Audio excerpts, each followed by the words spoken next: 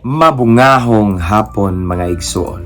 Nakasuway na ba mo nga natingala mo ba kay namoy mga higala? Nikalit lang na usab ang ilang tinagda nimo. Ngano man na tungod di ay to kay naay laing tao nga nahiluan bitaw sila ilang hunahuna ba gidaot ta sa mga tao nga wa mo angay nato. So ang atong dungog gidaot niya ilang gisultian ang atong mga higala.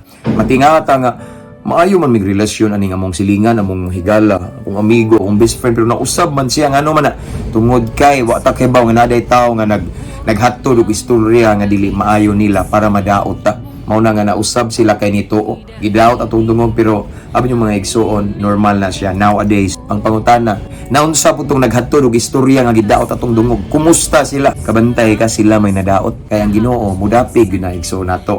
Labi na makita sa Ginoo nga kita matinud-anon tang nangalagad niya, tinud-anay ang atong pagpangalagad niya igsoon ning ingon sa siyang pulong, vengeance is mine says the Lord. But pasabot igsoon nga he will fight for us sa tanan nga mga nagdaot na to, nagbira paubos, nagugaw-hugaw sa tong dungog. Ang Ginoo may kontra nila. Mao nang kung nakasinati kag ingana igsoon nga nausab ang tinagdan sa mga tao nimo tungod kay naaday po'y nag-report nagdaot sa dungog nimo igsoon paubos lang ta atol na itugyan sa Ginoo kay ang panimalos iya sa Ginoo. Dili pa ta makasala, makita pa nato ang buhaton sa Ginoo. Ampo amping abante. God bless.